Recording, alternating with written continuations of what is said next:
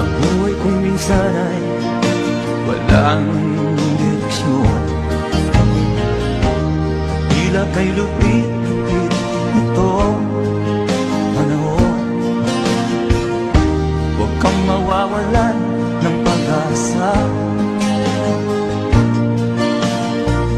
kailanman ay di nag-iisa.